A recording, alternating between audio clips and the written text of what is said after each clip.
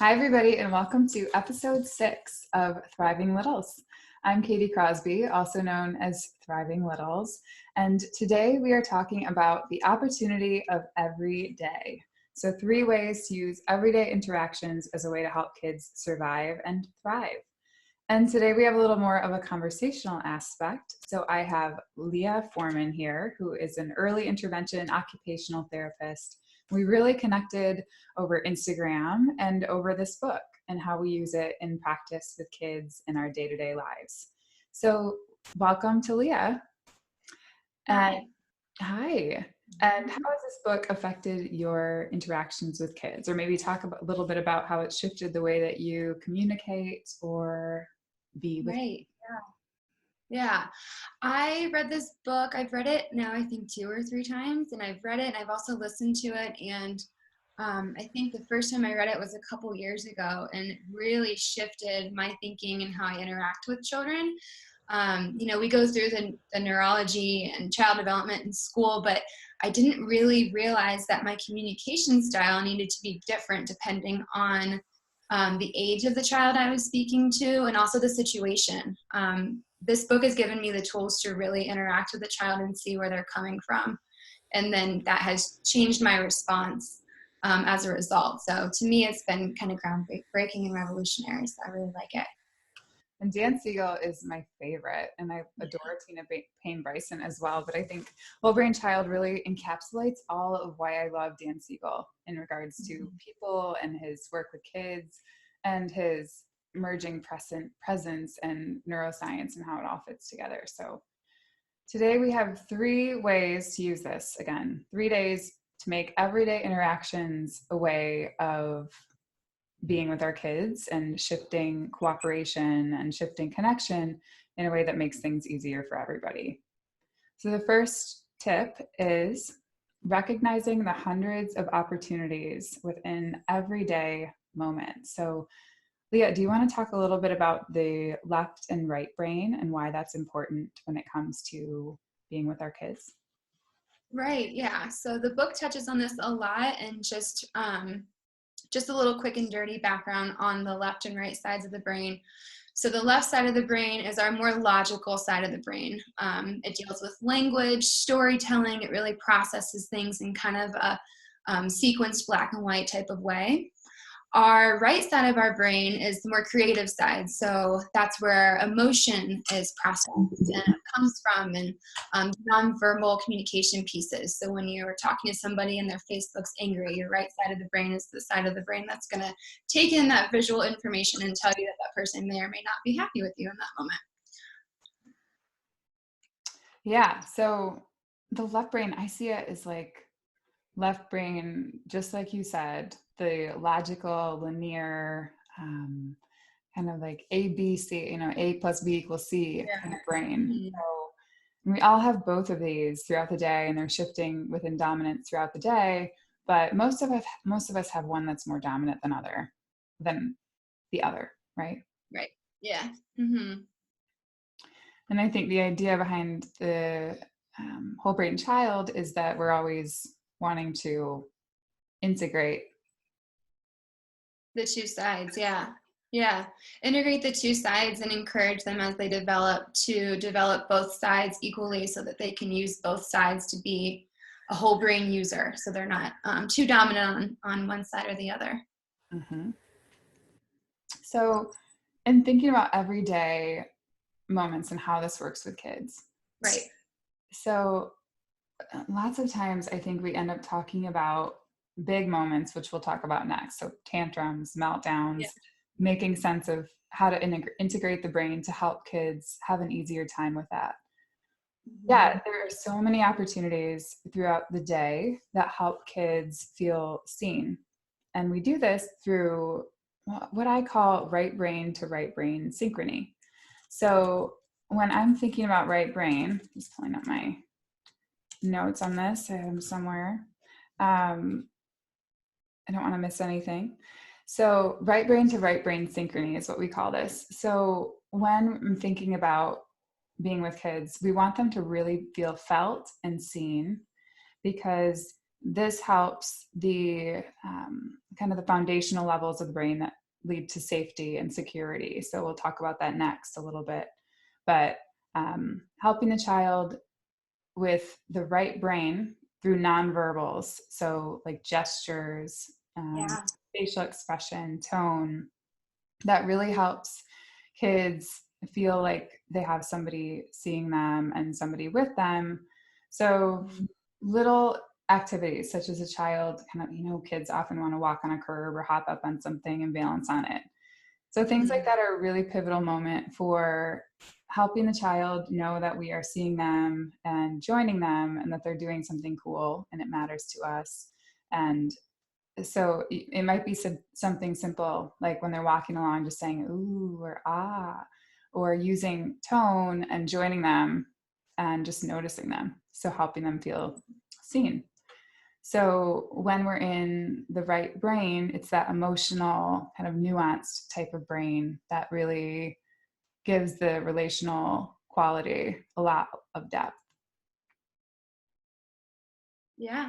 And I think too, like when I've been with kids before and they're walking on a curb or they've done something new on the playground or they colored something and they made a bee for the first time, like those little moments where they're excited and they're finding joy, like identifying that in them too. And like, wow, you're so happy you did that. And I'm so proud of you too. And those like little moments throughout the day that you have that moment to connect with them on an emotional level, just to build that bond. And that also like for them to be able to identify, oh yeah, I am excited and happy and proud of myself, is a skill that they need to develop too.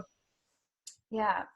And talking about I think the things that they do throughout the day and later. So that's bringing in the left brain. If you think about, I remember you climbed up the slide today and you've never done that before. And that was so big for you.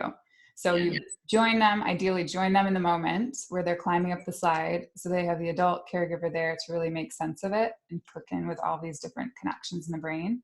And then later you can talk about it in a way that it's like, first you went way back and got a really fast running start. And then you ran right up the slide and got to the top and you made it. So it's putting a beginning, middle, end on their really emotional, fun experience, which is really setting a foundation for all learning and higher cognitive level skills. Yeah, absolutely. And that storytelling ties right into that left brain, those left brain skills where you're telling the story and then you're also asking them, like, remember when you went up this slide? Like, I saw you get the running start. And then what happened? And then they can, as they get older, fill in those stories, really pulling in the left side of the brain. Mm-hmm. Yeah.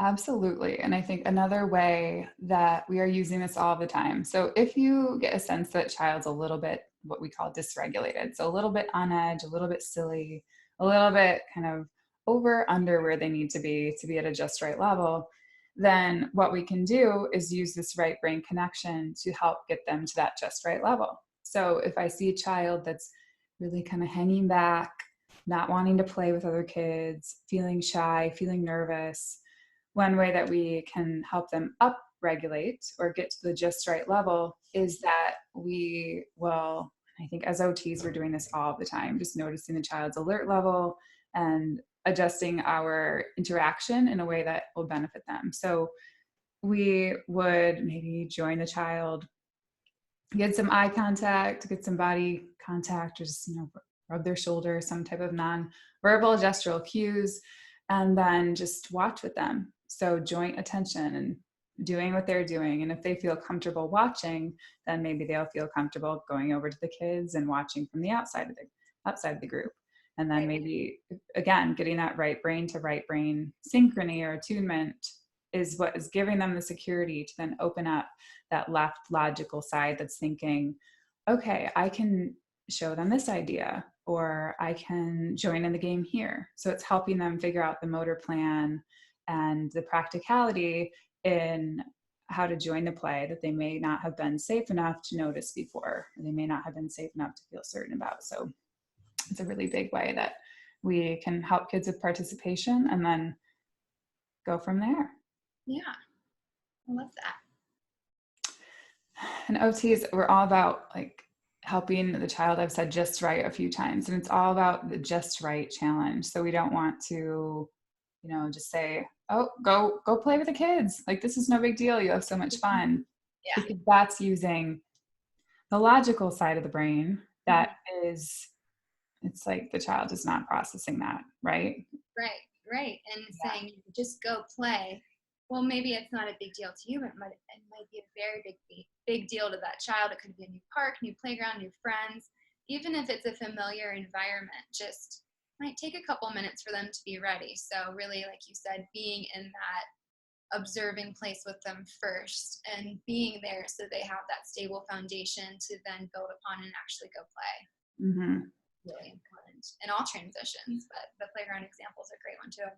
Yes, it is amazing how much just presence and being is so backed by science as a way to regulate all of us. I think it's like the most powerful thing when you have somebody there with you that you feel like you can trust and you can connect with. Absolutely. Connection. Yeah. We all need it. Yeah. We do. Somebody who understands you or like helps us feel seen. I think we all feel a little bit different. So it's helpful to feel together whenever we can. So that's really the first tip, which is using these everyday moments. So the everyday little moments where kids are having fun or kids are joyful or kids are afraid or kids are a little bit nervous or a little bit dysregulated. And how can we use those moments to nurture the brain? And by nurture, we're integrating both the left and the right sides of the brain so that they can access them in times that they need to. Right. And I love that there's these little everyday smaller moments that you can build upon and really develop these skills. That way, when you really need them in that Target parking lot or on your way to school, then you have those tools that you can use in the bigger moments. So yeah, I think building upon those, like we're saying, in the everyday is great. Exactly. So what next? Are we ready for a second tip? I think we are, yeah, which is actually what I was just talking about. So those bigger moments. So second tip is how to make sense of big emotions in big moments. So like I mentioned, the Target parking lot, getting in the car to go to school or daycare. One quick and dirty again with the brain, just the different parts and kind of how they develop throughout childhood. So we call it and whole brain child refers to it as the downstairs and the upstairs brain. So the downstairs brain is intact at birth.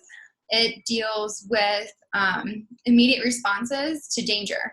So I like to think about this as like when you're driving and you have a friend or your spouse in the passenger seat, and the person in front of you stops really abruptly or decides to stop at a yellow when maybe they could have gone, who knows, you automatically take your arm over and it's the mom arm seatbelt. So that's your brain. That's your downstairs brain. It's an example of the downstairs brain kicking in, seeing maybe a danger and reacting right away. So that part of the brain is, like I said, intact at birth. The upstairs brain is not intact at birth, and it actually doesn't fully form until somebody's in their 20s. So the example that the book uses that I really, really like is the house example. So if you were to move into a house when you're a baby, the downstairs would be completely done. So your downstairs brain, the downstairs of the house is completely done, furnished, ready to move in. And then the upstairs is under construction. So over the years between birth and your 20s, maybe they finish the stairs to go upstairs to the upstairs brain, the upstairs part of the house, maybe when you're 8, 9. So you can access the upstairs, but you can't really live there. You can't really use it functionally. You can't have guests over and have a conversation from that part of the house until you're in your 20s, which I think is just wild to think about, even in my childhood, high school, and just thinking about my processing in those years too. So downstairs brain, like I said, immediate responses to danger. Upstairs brain that develops in your 20s is going to be more logic, able to negotiate and make a deal with somebody, emotional regulation. So being able to take those emotions from the right side of the brain and make sense of them. And then after you make sense of them, make a judgment on what you should do. So I'm really happy, I should sing. I'm really angry, I should take a deep breath. Those things really don't happen fully until you're in your 20s, which I think is wild. Problem solving. that kind of sums up problem solving too. So this is my favorite topic when it comes to the brain and how we can apply it with our kids, the downstairs and the upstairs. It's really interesting. So big emotions and big moments. How do we make sense of these big emotions and the big moments? So what I like to compare these to, Katie, and like let me know your experiences as well when you've seen these, like whether it's in the clinic with kids or just like kids in your life, is tantrums and little, I guess you call them more like fits. So a downstairs tantrum is going to look like what a lot of people refer to as a meltdown. So they're on the floor, we're crying, a popsicle stick fell off of the counter and they wanted it to go in the trash, or they wanted a purple popsicle and there's only blue ones left, and we're just melting and we're crying and we're kind of out of control with our emotions. That's what a downstairs tantrum or fit looks like. An upstairs fit or tantrum is more logical. So that's going to be, I'm not getting in the car until you buy me this toy. I'm not leaving this Target until you buy me 7 packs of bubble gum. So it's more deal making, negotiating, which comes with a little bit of our older, like preteen kids. But it's important to be able to recognize when we're in the downstairs versus the upstairs. Would you agree? Absolutely. I think just like there's so many kids that will, I think, go straight to the upstairs meltdown without really having ever made sense of the downstairs meltdown. Mm-hmm. So these are the kids that I think are my most tricky, challenging regulatory kids. Yeah. Because like you're saying, their house is a little bit off. So instead of really getting that, was it first level? You said first level of the house. Yeah, so they've got the downstairs, the upstairs is under construction, yeah. Yeah, so their first floor is still like under construction and they're trying to put the next level on, and they haven't really grasped the concepts of really regulating through the downstairs brain because they didn't have the layers of it and repetition. So we all need lots and lots of layers of that downstairs regulation in order to regulate ourselves, move to the upstairs meltdown, but also kind of help regulate all together all throughout life. So that's one thing that I think it's really important to make sense of the downstairs brain in early childhood and all life, but especially in early childhood, because that's when the kids really have the capacity to strengthen so much of that brain, which is setting the stage again for all higher learning and cognitive development. So I'm thinking about kids that if they start to get upset, if we're constantly fixing, or if they're crying because they wanted a toy and we give them the toy right away, even though it's not time to play, or if they're crying because they want the toy and we're saying, like, stop crying, not okay to cry, it's not okay to play with the toy right now. You're being ridiculous. Yeah. Those types of things. So it's very well intended, and I think there's times that definitely we'll have to use those strategies, maybe. I really try not to, but I think our stress and our regulation as adults comes in waves and goes up and down throughout the day. So there's no black and white, but what we're doing in those moments is we're missing out on a really big opportunity to help the little one work through this downstairs meltdown and help integrate the sides of the brain and the upstairs and the downstairs in a way that can help them do it on their own someday. Or when you say that they can't play with the toy right now, they can think, okay, that's fine. I'll go, sit in the car and count how many trees I can see or something. They have other tools, they have other sources of joy that they can visualize versus just being stuck in those downstairs feelings. And it's like everything in the house is disorganized and chaotic and they don't know how to make sense of it. So they can never really graduate from that. Right. So how, with the tip, like how do we, and this is something I've been working on, like I said, in my practice, like how do we approach a downstairs versus an upstairs tantrum? And according to Whole Brain Child and what I've seen in my practice work and my interactions with kids really work. You really want to approach them differently is what I've learned, which just for me was like mind blowing at first. Like that makes so much more sense from a neurological standpoint. So the downstairs tantrum, where it's more emotional and more of a meltdown, they are so upset that they cannot even sometimes explain to you what they're fully upset about, or if they can, like it's one of those like the popsicle's blue and not purple situations. So what's happening in the body is those stress hormones are rising, and they're really like completely cut off from their upstairs brain, that top of the house. They can't even access it. They're just stuck in the downstairs because they're just so upset. And as a caregiver, you can, in this situation, be more nurturing and connect with them and be calm yourself. Really just being with them in it and reflecting, like, I see you're really sad.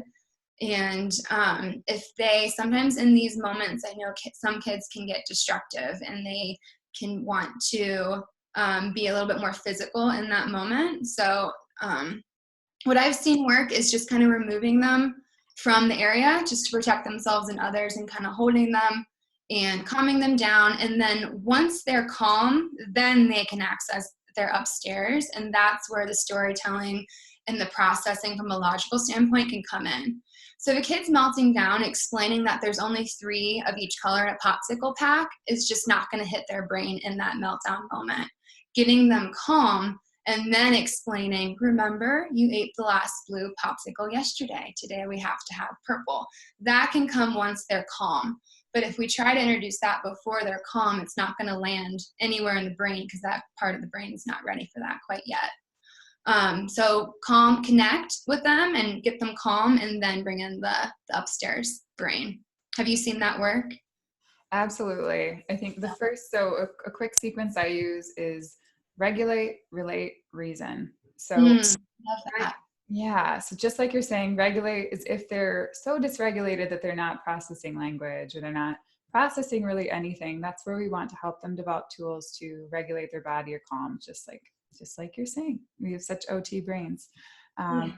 Where this will be different for every single child. So I think a lot of caregivers end up defaulting to these more power and control methods because they don't have other tools or awareness of what to do in the moment, and that they need to help the child make sense of something or stop the behavior or do something differently, just the nature of life. So the first step would be kind of calming and soothing, and then moving to relating. So helping to validate, help them feel seen. So I know you really wanted that. I know that was so cool. It makes sense that you'd want something so cool. And then reaffirm the limit. So I know we can't get it right now, but you're doing that all through relationship or all through relating. So it's a way to help kids know that they will make it. We're supporting them. So they will make it through, and we're there for them. And it feels like their world is chaos right now and everything's a mess and it's the end of the world. So it's very real, their emotion that they're not getting what they want, for example.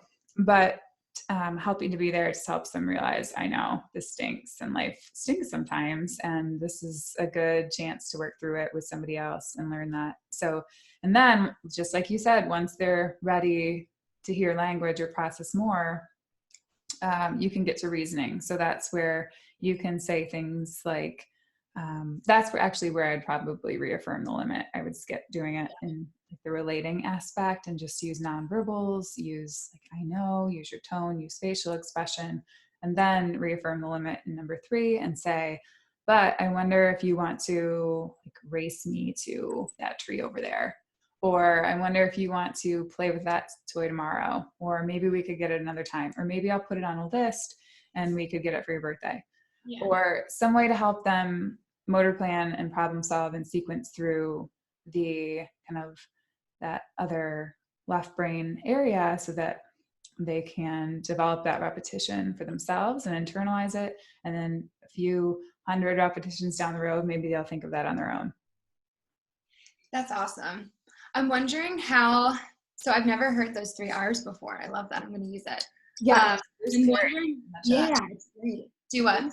Bruce Perry, I should mention him. He does a lot of work on trauma in early childhood, I think trauma throughout life, but he has a really great triangle image that I share a lot with parents, and it just says regulate on the bottom, relate, and then reason. And it fits exactly with Dan Siegel and neuroscience and everything that's happening with the brain. So it's a pretty cool, simple way to think in the moment and access to help kids with that type of meltdown. I love that. I'm wondering how it relates to upstairs tantrums.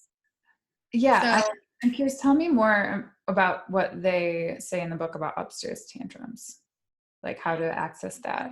yeah, so these are going to be the older kids that maybe have like that set of stairs in the house built to the upstairs so they can access the upstairs to use those more logical deal making, negotiating methods. Our kids are very smart, and sometimes you may be negotiating when you don't even realize you're negotiating. So it might be a moment in the target where, remember 3 weeks ago you said that, you know, I could get bubble gum at the store and then we forgot. So now I need the 7 packs. Like, they're wheeling and dealing with you, and you can kind of see their wheels turning to get what they want, even though you said we're not going to buy anything today other than toilet paper when we go to the store. So maybe before you went in the store, you laid that boundary, and then in the store, we've got the arms crossed and we're kind of stomping our feet saying, you know, I want the bubble gum, and they're kind of wheeling and dealing. So it's less emotional, but it's still kind of a, this is what I want it now type of fit. Yeah. Which is beautiful. They're using their smart brain to try to negotiate, which is a skill that you need in life. But at that age, in that moment, they also need to respect the boundary that you've already set.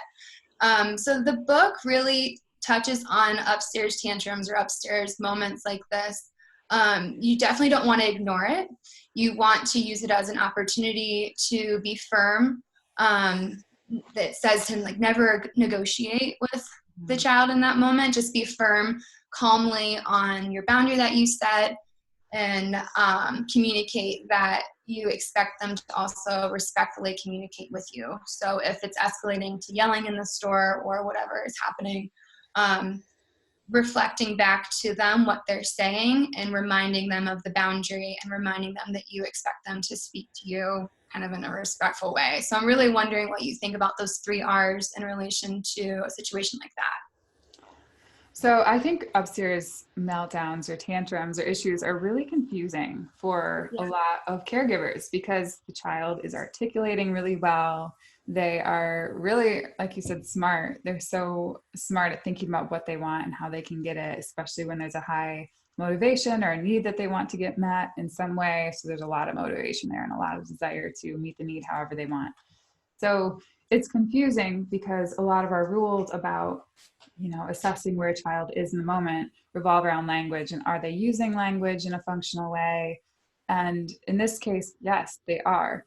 However, are they really open to what we are saying or able to have a reciprocal conversation as a functional, adaptive, kind of effective being in the moment? Probably not, because the root is that they're really dysregulated and they're kind of grasping onto whatever they can to try to regulate through getting what they want or an external source versus feeling the emotion inside of them and regulating through it. So I think overall I would handle these pretty, you know, in a similar but different way. So I think with using the relationship is going to be our biggest source of kind of value to pull from. So the goal is that we've developed, like I said, hundreds of repetitions of the downstairs meltdown management and support and relationship. We've maximized on these hundreds of moments of daily interaction and really feel, you know, they feel seen, they feel connected, little bursts throughout the day. So this doesn't mean that you are going to be joining your child 100% throughout the day through all these big and little moments. Absolutely not. I think what it means is that when we can, or when we have the time and energy to put in the little bursts of connection and really help them feel seen, that's a way of setting a foundation for these moments when they're wanting to be negotiators and they're wanting to grasp onto these external things to regulate, or like trying to regulate through something other than themselves and their emotions and their relationships. So I think I've seen in my practice, the more and more that caregivers are on board with all of this whole brain child type of stuff, the regulate, relate, reason, really just understand, the more understanding that we have about the brain, the easier it is to interact with kids in this way, and the more cooperative and just kind of easier it is to be around the kids. And in these moments, it's not as big of an outburst. So the intensity, frequency, and duration has gone down because there's so much time and connection paid forward. And they have this really strong relationship with the parent or the caregiver that will help carry them through. That said, there's definitely going to be issues, but I think overall that's a... Yeah, I love that. Just like completely, not completely, because you're not going to hit every opportunity, but maybe capitalizing on as many opportunities as you can in a day. And then that's laying the foundation for when you're in the target and this is happening. You've got enough of a connection from your foundational opportunities that it will carry over into those big emotion, big moments. So exactly. I think that's awesome. Yeah, I love that. Okay, cool. Yeah. So why don't we think that about covers it for number 2? Okay. Well, so another question for you. So I'm just beginning. I've been using it with the kids that I interact with, whether it's in practice or in personal relationships. But I'm just beginning to try to teach these methods to parents. Mm-hmm. And I'm having success, which is great. But I want to, sometimes I struggle. Sometimes I kind of trip on my words and I kind of need more concrete ways to explain these types of things to parents. So when you're explaining these types of things, how do you explain them, or like how do you break this down to parents and caregivers? So I would say as far as tools or as far as what to do, it's what the question's like, how to... Yeah. Like if a parent needed these tools, how would you like explain it in a way that they could understand and use it? Okay. So yeah, this final tip kind of goes with Leah's question. So I think tip number 3 is just how to put this into practice. So first of all, I think recognizing when they're emotionally flooded. So this is a term for when there's a lot of chaos in the brain and in the nervous system, and the child isn't sure how to regulate their mind and body. So it looks like emotional flooding, which is when their body response, they have a physiological body response. So for example, let's take a crying child. So they're clearly have really heightened emotions. It can happen really fast. It can happen gradually, but recognizing that there's heightened emotions, they're having a big reaction, or they're yelling or crying or jumping or stomping their feet, or they're not able to process language. You'll know what it is for your child. Every child is so different. There's really no way to put a blanket definition on what flooding means. However, recognizing when they're flooded is probably equally as important as recognizing when we are flooded. So when a child's having this big reaction, it is biologically, it makes sense that we would have a reaction too, especially if you are the child's parent, and if you've raised the child. So if a child is having that big flooded reaction, then it is our brain's go-to to click in and have the same reaction or mirror what they're doing. So mirror neurons go both ways. And we call this the interbrain. So because of this, if we are flooded and we're feeling really upregulated or having a big response about their reaction, then we really need to regulate ourselves first. And this is a constant lifelong journey. So I don't think any of us are 100% actually, I'm positive none of us are 100% regulated or in our best state of mind all the time, obviously. Right. Yeah. So this changes moment to moment. It changes day to day. It's constantly shifting. And that's part of relationships, and part of the beauty and the depth that we get is we will mess up and we'll do this and we'll get dysregulated and flooded a lot, but it's really in the repair that helps to build resilience and move on. So just recognizing that and having grace with ourselves. And you were talking about a really good point with that earlier. Do you want to share that? Yeah, well, I'm just all about grace. I think with myself, like giving myself grace, giving others grace, and then especially the parents that I work with, making sure that they're giving themselves grace. There's a million ways to parent. And like we were talking about in our first point, there's hundreds of opportunities in a day to parent and to use these skills to to build your child's neurological development and skills. So that being said, if you're missing an opportunity, that's okay. There's going to be more. It's an opportunity. It's not a have to. And so I would just encourage parents to give themselves grace if they feel like they've missed an opportunity, or if the child did not hold your hand when you walked out into the parking lot and it was a scary situation and you reacted accordingly, giving yourself grace that that's what you needed to do in a moment. And was it an opportunity? Yeah, but what comes first? Safety. So just making sure that you're, to be aware of these skills are a beautiful thing, but just giving yourself grace that you can't hit every opportunity. Hitting some is great. So I love that piece. Absolutely. And that is a really big regulation tool, because if we have shame and guilt and fear and sadness about the way that we are able to be with kids, then that's a huge emotional block in problem solving and moving forward and accepting the child where they are and being an investigator and looking at why they might be flooded, what happened before, what's happening after, what happened during. So all that kind of emotional stuff can get in the way if we aren't careful. So I think all the stuff that we're talking about is really like one way of being with kids, and it's a way that we both strongly believe in and think is the best way, probably. But best ways. Yeah. there's really there's no best way. So of course this is what we practice with and how we're with kids, but everything shifts and every child is a little bit different. So that is a big, just recognizing that in ourselves and giving ourselves that time to go through this process on our own and recognize that it won't be perfect. And maybe next time will be a little bit better, and that's all we can do. So that's one, I think, just recognition. And I use an acronym that Dan Siegel came up with, which is COAL. So curiosity, openness, acceptance, and love. COAL, COAL. And part of this, I think, is the curiosity. So it's being curious about what is happening and what it looks like and being ready to see the child. Same with openness. We're kind of open to what happens. We're not attached to any one outcome, which is so hard not to be that way in this crazy, fast-paced world where it seems like there's always somewhere to be and always something to do.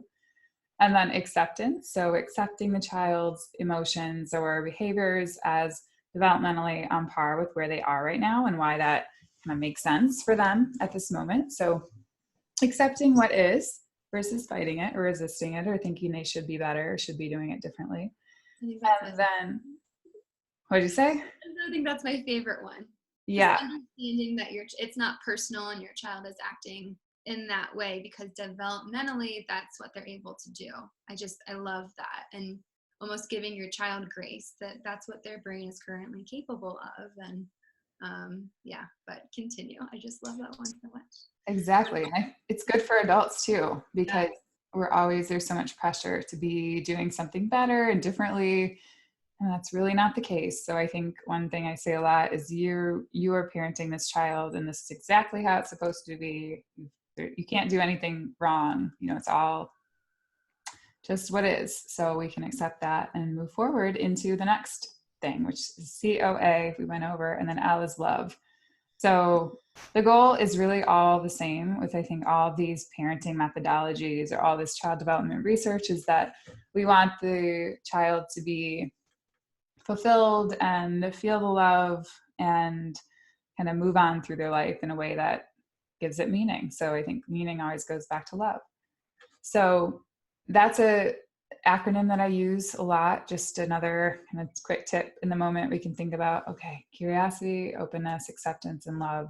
What is our goal here and how can I act according to that? So I think a big part of it is mindfulness, but just separating like our judgments about emotions and separating from the emotion and being able to move forward. So those are my really kind of like big picture tips for that. And then in the moment, I would go back to what we've kind of talked about a little bit earlier, just slowing pace, using gestures, decreasing language, getting that right brain attunement, like focusing on the power of presence. And when we can, just really being fully connected with them. And there's a couple quotes from the book that we wanted to talk Nice. about. Is this a good time for those? I love these quotes. I think these are perfect. Yeah. So one is my son was experiencing big waves of right brain emotions. My gut was to jump in and defend myself. Notice his faulty logic. Had I responded with my left brain, my son would have felt like I didn't understand him or care about his feelings, and a left brain approach would be lose-lose. Instead, I used connect and redirect technique with a nurturing voice. I know how important this is to you. I know. So it's all about softening and allowing them to be heard. And then by understanding how your child's brain works, we can create cooperation with far less drama. So I love that because it's enabling them to feel felt through the attunement. And then by first connecting with the right brain, we can redirect with the left brain. So that's where the connect and redirect technique comes in. Yeah, I love that quote. And I think that that's what sums this up for me and my interaction with children, is that if I can understand how their brain is working, then I can create communication and interaction with more cooperation on both sides and just less drama. So it's connecting first, like you said, and then redirecting. Yes. So I think that's it for today, everybody. Leah, anything else that we missed? No, I don't think so. Thanks everybody for listening, and thank you, Katie, for having me. Yeah, thank you for joining. It's our first guest. It's super exciting. Big day for Thriving Littles. And if you want to know more about Whole Brain Child, check out the book. We highly recommend it, needless to say. Dan Siegel also and Payne Bryson also wrote No Drama Discipline. And then I'm also reading The Yes Brain right now, which I will keep everybody posted on how it's going. So if you have any questions, reach out. And otherwise, we will be in touch for the next episode. Take care.